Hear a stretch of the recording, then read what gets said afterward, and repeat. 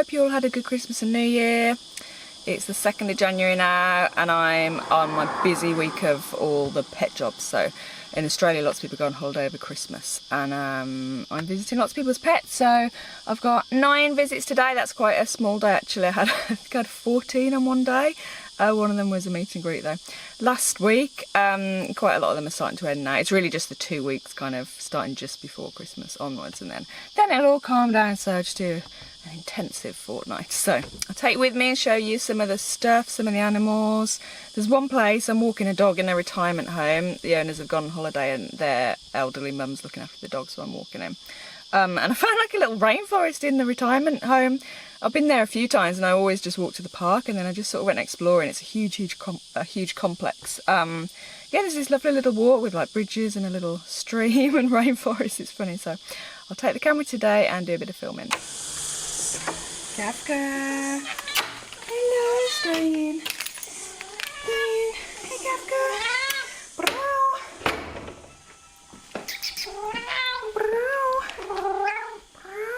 Hello, Kafka, my lovely little cat. This is our last visit. Diners are coming back. Yes, our last visit, Kafka. Let's go and have some breakfast. Come on, let's go.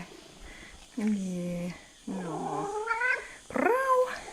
If you have problems with ants getting into your pet's food, just put the bowl onto a plate of water. She's headbutting the camera. But then the cat headbutts you when you're putting it down, and then the water goes everywhere, doesn't it? Yes, you're a headbutter. Go. Yes, hi. Oh, hi. You're wearing a headdress. You're funny. On the balcony, come on. Come on. Let's have a look. No, babe.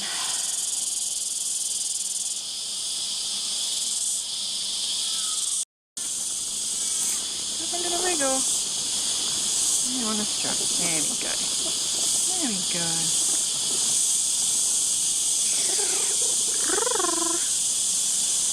Kafka. You're a nice cat, aren't you? You're a nice little cat. Yeah.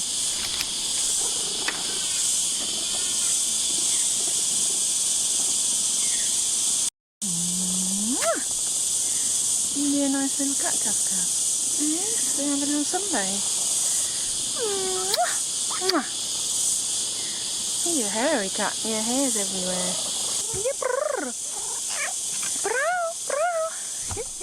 And in the camera. New Year's Eve, I had loads of cats to visit and I did them all. Don't knock it out. Oh, wait, no, don't rub on that. It's the furry. The dead cat on the mic. Stop messing. I need to talk. Right. So New Year's Eve I did all my visits. I got home, I wasn't going out, I was just having a friend over, and then you could see the fireworks just about from the house. I'll put in a video actually, I did film it.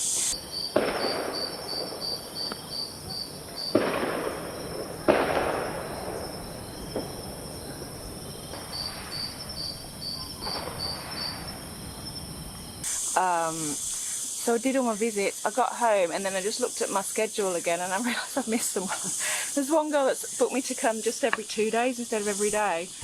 And it was that day and I'd put her on the morning schedule and I didn't have time for her, so I was going to do her in the afternoon, and then I just forgot and I got home and I thought, oh no, I thought I got out again. It was nearly 7, I hadn't eaten or anything. So thankfully it wasn't too far away, it was 10 minutes away, but it was by the beach in DY and I didn't realise people go to the beach for New Year and they have fireworks there. So I got there at like 7 PM. She lives right by the beach. There was absolutely nowhere to park, so I had to park like in the library, which is quite a big walk from the beach where she lived. So I got there, did the visit, and then there's a metal gate going into the complex. You have to scan a fob to go in.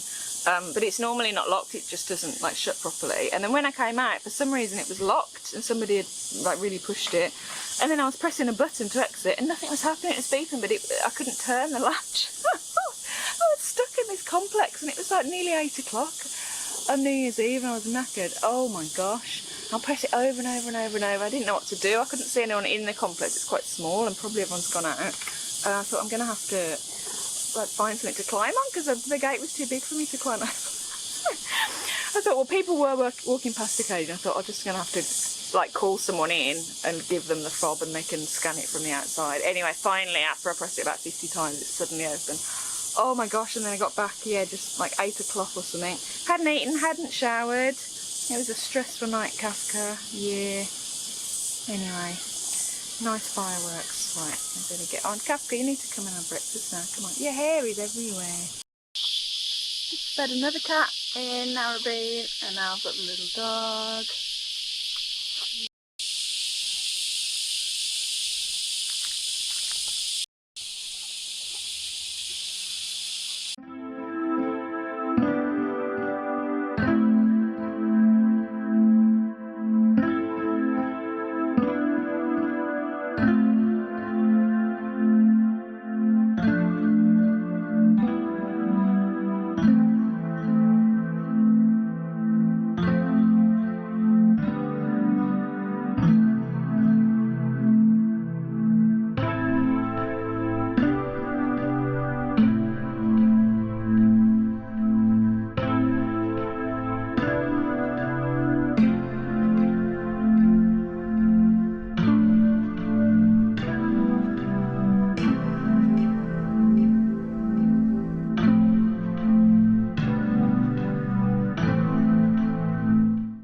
Hello, Fluffy.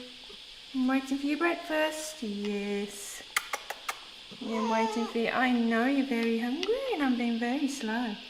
I'm sorry. Yeah, I'm sorry. Yeah, I know. Oh, come on then.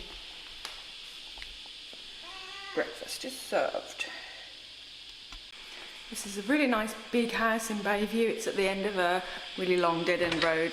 It's surrounded by trees and stuff, so I'll show you outside. It's really, really nice.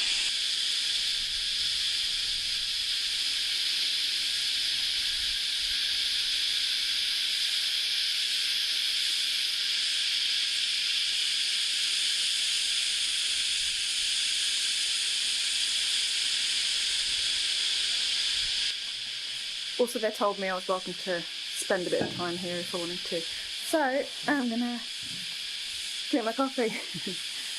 I also might have had a little Domino's picnic here last night. It was New Year's Day and I was really tired, and this is the last house, so I picked up a pizza and chips before I got here. I had a little picnic. I'm going to the house that I got locked into on New Year's Eve. It's in DY. It's so hard to park here. I forgot because it's Monday today and it was New Year's Day yesterday. It must be a public holiday in lieu of yesterday. I never know when public holidays are because I don't do a normal job. I just suddenly noticed there's no traffic on the road. I'm like, oh, everyone's off work. So everyone's on the beach by the look of it, so I've had to park far away. But I have just come into a massive car park and found, I think, the only shady space in the spot. So that was very good luck, right. This cat's lovely. It's, well, there's two actually, but one of them is a Bengal, I think they're called. Like a little leopard looking cat. It's really long. I'll take the camera and show you. Hello. Hey, gorgeous. These lovely cats. Come on. Hello. Aww. Yeah. This guy. Hey. Big cats here. Big cats here too. Aww. You're very hungry. Here's the gate I couldn't open at New Year. I was pressing that button over and over and it wouldn't open. Normally it's like that, but see, that doesn't turn. It was locked and I couldn't open it. Oh well. We're done now. The cat at the next house absolutely hates me. She's quite violent actually. the first time they booked me, she kept stacking my legs out to wear wellies. She's fine now, but she just watches me and like hisses if I talk to her. The owners are so embarrassed. Oh god, I'm so sorry, she's so strange, but she doesn't like anyone apart from her owners, so I won't take it personally. No, we're not inside yet. Fly.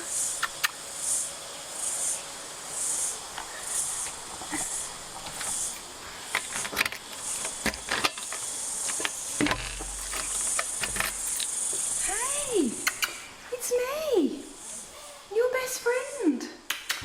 Hello. Flo. Yeah, what do you think about me? You don't like me very much, even though I feed you and stuff. You haven't tried to kill me this time, so it's a little bit better than before. Oh, scary teeth. Right, let's do all the things. Where's my little willow girl? There she is. There she is. Hello. Hello, yes. Come here. Come here. Willow, come here. Hello. Hello, Willow. What you been doing? What have you been doing, my lovely? Oh. Mwah. I've just had a few hours at home. It's 5 o'clock now, so I'm going to go out and do 3 more houses. I meant to go a bit earlier than this, but I got carried away editing the footage from this morning. I really like editing videos. So some people pay me to go twice a day, so I'm going to go back to one house in Narrabeen that I went to, and then I'm going to walk a pug called Doug. So his sitter dropped out last minute, so it's just paid me to go and visit him once a day. But it's really weird. He's next door to a house I've house sat at before, and they didn't recommend me or anything. It was just totally random, and then I saw the owners when I went there the other day. It's really funny. And then I'm going back to the house with the nice pool and all that, and I'm gonna go there last, and I'm gonna take with me, I've still got half my Dominoes left from yesterday, so I've packed a little lunchbox. There it is. Look, a bit of celery for health. It's like almost half an hour away, that house, so I have got others all on the way, so I probably wouldn't take a job that was that far away otherwise. But I like to make a feature out of going there, so I'm going to go and sit outside and eat my Dominoes and probably reheat it there, so that'll be lovely. Yeah, Willow, you've had loads to eat already. Here's little Willow girl. Where, right there, Willow. There's my Willow. I'm going to pop out again, I'll come back, and then we can watch the telly together all night long. He's lovely, isn't it? It is lovely when we watch the telly together. Yes, it is. He's lovely. Don't scratch me. My legs are covered in bruises from dogs scratching me. Yeah, I normally get cat scratches, but this year I've got loads of dogs. Little dogs doing that on my thighs. Yeah, I've got a big curved bruise like that, and then I got ones from that over-friendly border collie who kept humping my leg. He did it so hard, I got big black bruises where his claws were on my thigh. You dogs, you're all brutes, Willow. You're all brutes, even the little tiny ones. Right, let's go. Here's little Doug. Here's little Trot. This is Warrywood. It's really nice though. It's kind of on the edge of a rural area, so the gardens are quite big on the houses that are on the outskirts, and then look, there's that big creepy house at the end. It's really cool. I think it's empty as well. It's all totally overgrown garden. What a good place for a horror movie. Back at Fluffy's house. Are you ready for some dinner? You can have dinner, and I'm gonna have my dinner. Yeah? We have dinner together, you and me. Bon appetit. Burnt pizza. I just reheated it in the oven and left it in a bit long. Oh. I missed a turn on the way here and I've had to change my route, so the person I was supposed to see first I have to do last, so I've got one more cat to do on the way home. I'm back home now. My pet's sit with Willow. It's about 7:30ish. I'm just going to write my schedule for tomorrow and then time to go and relax. This is last week's schedule. Starting from just before Christmas. I think that was the busiest day, on the 29th. And this is this week's. So, just on the 2nd of January, 3rd of January, and then it does all start to tail off then, so. Only a few. So, Tuesday the 3rd, right, let's put them onto a route. I do have it all in a spreadsheet as well, but I just like to write them out in order of the best route, but I've changed all my routes now, so I'm going to do a little note. Okay, it's time to write my route down for tomorrow. So morning, Luke first, Narrabeen, Brad's finished, that's Kafka's house, but Lorenz is in North Narrabeen, so we're going to do him, and that was Cat Called Obama, if you watched one of my earlier, very first vlogs. Then we'll do Barry, that's the one where you just saw me eat the pizza in Bayview. And then we've got Michael, that's also in Bayview, and that's where I walked the little doggy in the rainforest. That's a long booking actually, I've got a little while still with him. And then on the way home we'll do Michaela. That's actually around the corner from where I'm house sitting, so that's the cat that hisses at me, the little ragdoll. And in the afternoon, we'll do Luke first. Luke has 2 a day, and then we've got Natalia who has a cat and some chickens. So I'm going there every other day, and then we'll do Barry, which is the nice house with the pool again. Okay, tomorrow, and then it'll all sort of peter down towards the end of the week. Yay! Get my life back. And relax. Cup of cocoa. It's a long day. I do have a big break in the middle. I normally get home at like 12 or 12:30 and then go out again about 4 normally. So it's not really a full day. So that was the day in the life of a pet sitter. Although it's not my normal life. I'm normally like half blogging and then half pet sitting. But the aim this year, I think, is to tail down the pet business and then ramp up the blogging business. It's making more and more money now, which is good, and getting more and more traffic, because COVID really affected it, because my blog is just about Australia, just about Australian travel and migration, and then obviously the borders closed for like 2 years during COVID, so my traffic really plummeted, but it kind of went down, and then weirdly at the beginning of 2021 it kind of went higher than it had ever been, and then it sort of plummeted, but it is coming back up now, so that's really, really good. And making more money from affiliates and stuff, so I'm gonna really, really, really work on that. That would be a dream, to just do that full time, or at least almost full time. Yeah, the pet business I kind of fell into by accident. I just started house sitting for accommodation when I was travelling, and then it was so in demand I carried on doing it when I moved to Sydney, and then found out you could get paid for it, and then I just did really, really well on the site that I'm on. The site's called MADPAWS.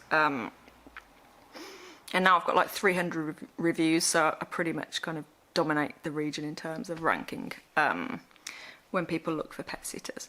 So it's been fun, and I've learnt lots. It's weird actually. I think most jobs probably involve lots more than anyone would know if they haven't done that job. Like, it sounds quite easy just feeding cats and stuff, but honestly, like, not so much that, but more the overnight pet sitting.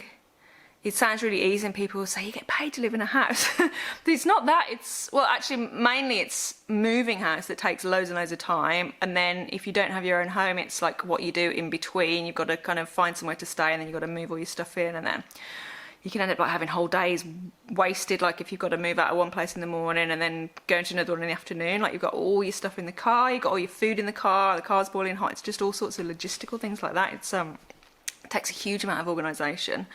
And then like things like getting locked in, that gate I told you about, that kind of thing happens all the time. Like, you're constantly problem solving, particularly when you're staying in someone's house. It's not like staying in rental accommodation or a hotel where they kind of have to keep everything working properly because they get reviewed and stuff. It's just someone's house, so so many things can be broken or sticky or not work properly, and it's just like I just find almost everywhere I go I'm just, you know, coming across problems.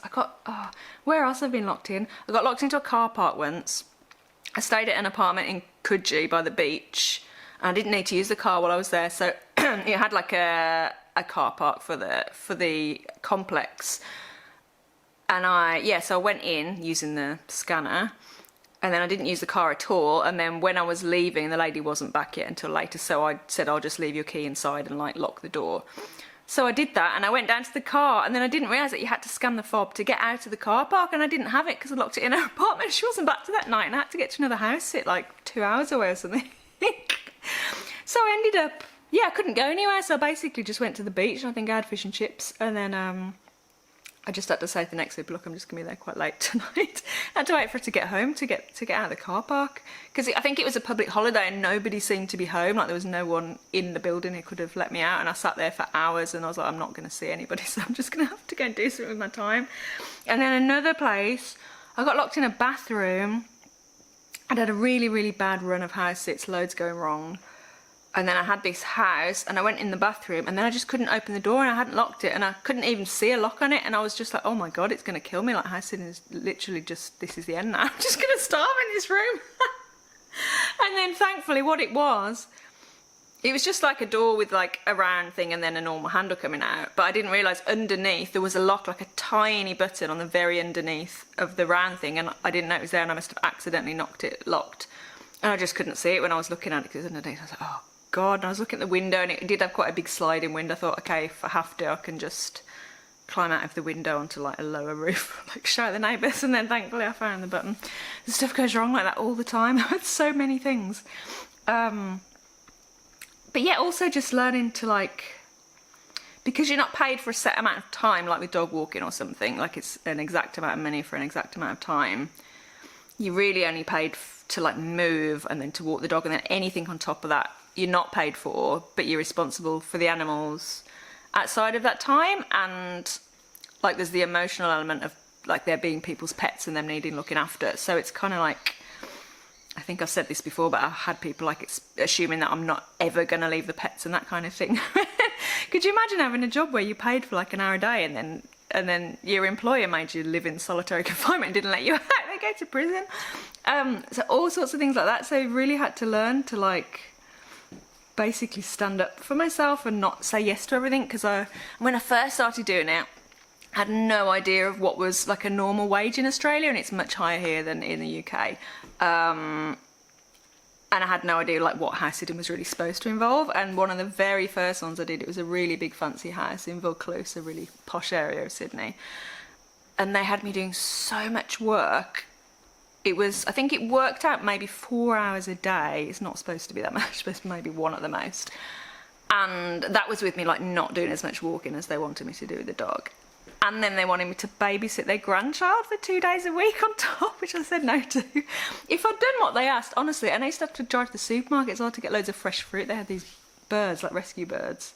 It would have been about 10 hours of work a day if I'd done as much as they wanted me to do. And all I was saving in rent was like $40 a night or something. Insane. So it's been a really big learning curve, but it's been really useful. Like you wouldn't think you would learn stuff like that, but I've had to like completely change my attitude and just like pricing a business and all the bookkeeping, and I have to track my journeys and all the kilometers for tax return, all that kind of stuff. It's much more than you would think, but I think I've learned everything I need to learn now. It's been useful, but I need to move on to the next chapter now. I think I'm done with this.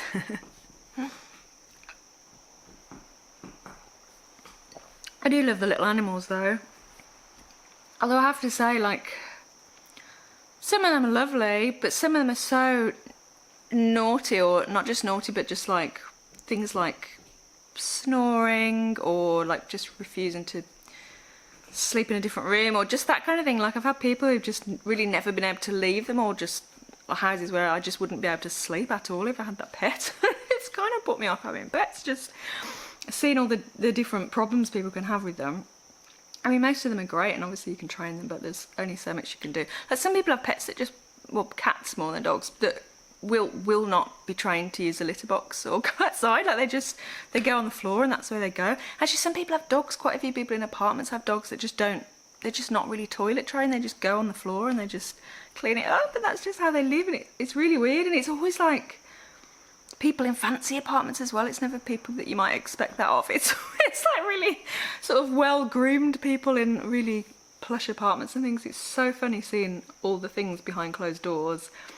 And the most disgusting things I've seen have always been in the mansions as well, like mouldy food and maggots and just mess everywhere. And yeah, it's actually often the richer people in the mansions that live the dirtiest way, I find. It's funny. Ah, dear. And also just learning like human behaviour, like people trying to get discounts and that kind of thing. It's not that common actually. Most people are really, really nice here, but I've had people kind of trying to ask for too much, or just like the houses where they didn't want me to go out or they wanted me to do loads of work. I just noticed after a while there was always the same like personality type and the same like traits they seem to have. All the people who sort of screwed me over the most or wanted too much or tried to kind of trick me, they were all people that came across as really nice, like people you would never think would be mean. And they kind of, I worked out after a really long time that people were just behaving that way to kind of manipulate you into saying yes to things that you shouldn't have been saying yes to. So I got really, really savvy to that. So now sometimes people try and do it and ask me to do something, I'm just like, no. They look really shocked. But yeah, so I've got really good at reading people. I have to read a customer within like a minute or two of meeting them to know what they're going to be like and how they're going to treat me. I'm not really bothered about how fancy the houses are. I just want to be treated properly. It really bothers me if people aren't very nice. Well, Okay, I'm gonna watch a bit of TV now with Willow. Willow's eating some kind of chewy thing, little chewy bone or something. Oh, I watched all of Emily in Paris. I really liked it. It's funny, I watched the first and second seasons when they're out. I wasn't that bothered about them, but I rewatched the second season because I realised that I couldn't remember what happened. And I got really into it, and then I really, really liked it. I didn't want it to end, and I watched the third season. I think it's also just like the scenery in Paris and everything. They make it look so nice. They have all these lovely, lovely time lapses and stuff. And aerial shots. It looks amazing. I've never been to Paris actually, which is crazy because I'm from the UK obviously, but one day I can visit Paris. I've been to Euro Disney. I don't think that counts though. I think that was somewhere near Paris when I was 11, but yeah, I don't think we'll count that. Okay, I'm gonna relax now and watch a little bit of TV. I'll see you next time.